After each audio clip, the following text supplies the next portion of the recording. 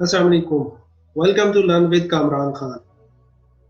आइए इस वीडियो में मैं आपको बताता हूँ कि YouTube के ऊपर वीडियो कैसे पोस्ट होती है और कौन कौन सी सेटिंग्स हैं जिनको आपको चेंज करना है या देखना है वीडियो को पोस्ट करने से पहले। तो आइए देखते हैं।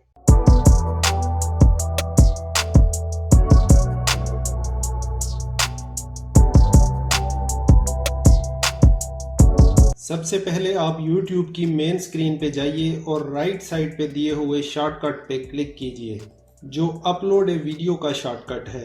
इस पे क्लिक करने के बाद अपलोड ए वीडियो पे क्लिक कीजिए और इस पेज पे सिलेक्ट फाइल्स पे क्लिक कीजिए।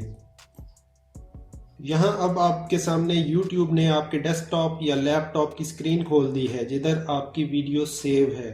इनमें से अपनी वीडियो को सिलेक्ट करें। तो मैं अपनी वीडियो को सिलेक्ट करूंगा और सिलेक्ट करने के बाद नीचे ओपन के बटन पे क्लिक करूंगा।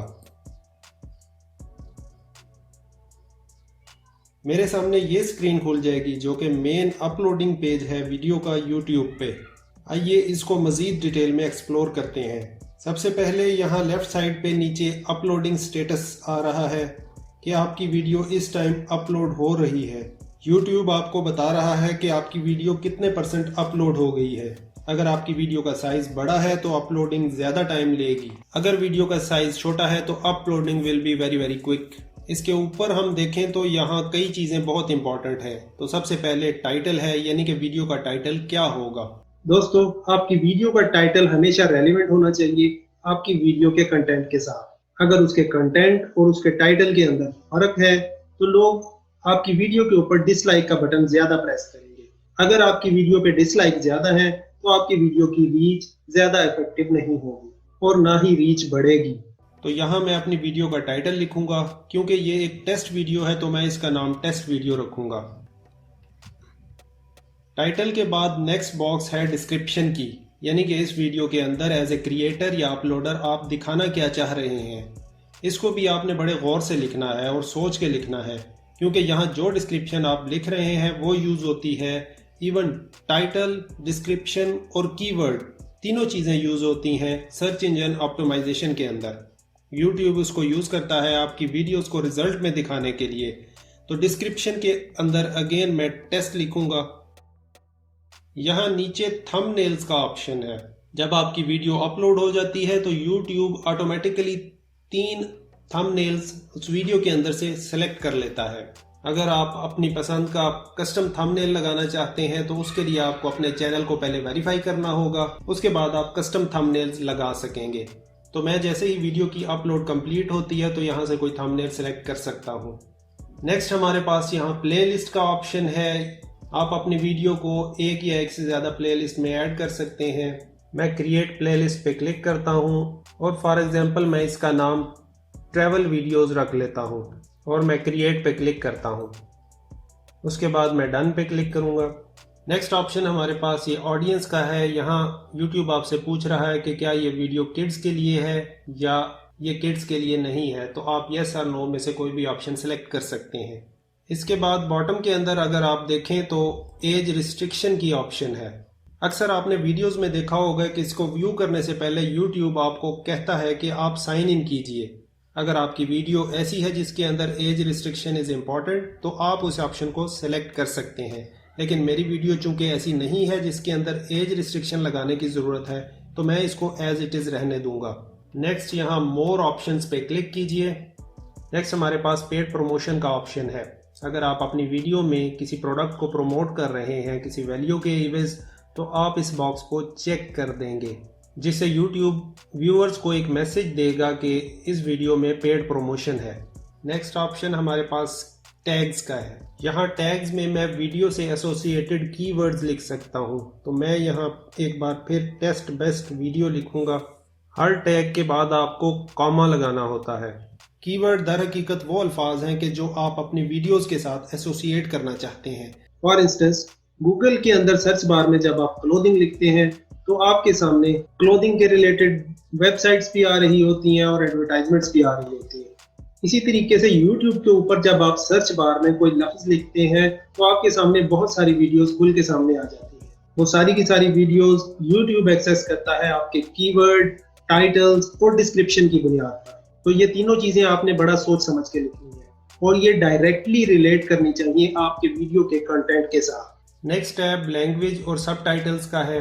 आप यहाँ वीडियो की लैंग्वेज सेलेक्ट कर सकते हैं। मेरी वीडियो की लैंग्वेज चूंकि उर्दू है तो मैं उर्दू सेलेक्ट करूँगा। नीचे अपलोड सबटाइटल्स का ऑप्शन है। आपने अक्सर कुछ वीडियोस देखी होंगी यूट्यूब के ऊपर, उसमें लैंग्वेज ओरिजिनल जो है वो उर्दू होती है और नीचे सबटाइटल्स इंग्लिश में आ रहे होते हैं, या लैंग्वेज इंग्लिश होती है और सबटाइटल्स उर्दू में आ रहे होते हैं। इसको कहते हैं ट्रांसलेशंस। यहाँ यूट्यूब आपको प्रोवाइड कर रहा है वो ऑप्शन जिसमें आप सिलेक्ट कर सकते हैं कि वीडियो की ओरिजिनल लैंग्वेज क्या है और आप नीचे सबटाइटल्स किस लैंग्वेज में दिखाना चाहते हैं। ये सबटाइटल्स गूगल ट्रांसलेट के थ्रू ऑटोमेटिकली सिलेक्ट हो रहे होते हैं। Next recording date and location का ऑप्शन है। आप यहाँ से डेट सिलेक्ट कर सकते हैं और अपनी लोकेशन दे सकते हैं। नेक्स्ट कैटेगरी की ऑप्शन भी बहुत इंपॉर्टेंट है। यहाँ आप कैटेगरी सिलेक्ट कर सकते हैं कि आपकी वीडियो किस कैटेगरी में अपीयर होगी। अगर आपकी एंटरटेनमेंट रिलेटेड वीडियो है तो you can select entertainment, comedy है तो यू कैन सिलेक्ट कॉमेडी। तो मैं चाहता हूँ कि मेरी वीडियो ट्रैवल एंड इवेंट्स के अंदर अपीयर हो तो मैं इसको सिलेक्ट करता हूँ। नेक्स्ट ऑप्शन हमारे पास कमेंट्स एंड रेटिंग्स का है। अगर आप चाहते हैं कि लोग आपकी वीडियोस पे कमेंट्स कर सकें तो आप फिर अलाउ ऑल कमेंट्स के इस ऑप्शन को टिक रहने दें। अगर आप चाहते हैं कि लोग आपकी वीडियो पे कमेंट ना कर सकें तो आप फिर डिसेबल कमेंट्स पे क्लिक कर लें, तो उससे कोई आपकी वीडियो पे कमेंट नहीं कर सकेगा। मैं चूंकि चाहता हूं कि कमेंटिंग के इस ऑप्शन को ओपन रखूं तो मैं इसको अलाउ ऑल कमेंट्स पे क्लिक करता हूं। नेक्स्ट सबसे इम्पॉर्टेंट ऑप्शन है जो कि आपने गौर से देखना है, वो है वीडियो स्टैटिस्टिक्स। इस ऑप्शन को आपने हमेशा चेक पे रखना है। अगर आप इस ऑप्शन को अनचेक कर देंगे तो आप कभी भी अपनी वीडियोस के स्टैट्स को नहीं देख सकते, यानी कि डाटा नहीं देख सकते कि कितने लोगों ने इस वीडियो को लाइक किया है, कितनों ने डिसलाइक किया है और कितने ने इसको क्या रेटिंग दी है और क्या कमेंट्स किए हैं। अगर मैं वापस आपको थंबनेल्स की तरफ लेके चलूं तो आप यहाँ देख सकते हैं कि वीडियो में 3 थंबनेल यूट्यूब ने ऑटोमेटिकली सिलेक्ट कर लिए हैं। तो मैं इनमें से कोई भी थंबनेल सिलेक्ट कर लेता हूँ और नेक्स्ट पे क्लिक करता हूँ। यहाँ आप वीडियो एलिमेंट्स ऐड कर सकते हैं। आपके पास 2 ऑप्शंस हैं। आप वीडियो की एंड स्क्रीन पे अपनी दूसरी वीडियोस के लिंक दे सकते हैं। ऐड कार्ड्स में आप अपनी किसी भी दूसरी वीडियो का लिंक दे सकते हैं जो कि वीडियो के टॉप पे आई आइकन के साथ अपीयर होता है। अगर आप डिटेल में सीखना चाहते हैं कि अपने वीडियो की एंड स्क्रीन पे लिंक्स कैसे ऐड करते हैं और कार्ड्स कैसे ऐड करते हैं तो मैं नेक्स्ट वीडियो में आपको डिटेल में बताऊंगा।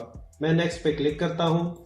यहाँ YouTube आपसे पूछ रहा है कि आप अपनी वीडियो को पब्लिक रखना चाहते हैं, प्राइवेट रखना चाहते हैं या अनलिस्टेड रखना चाहते हैं।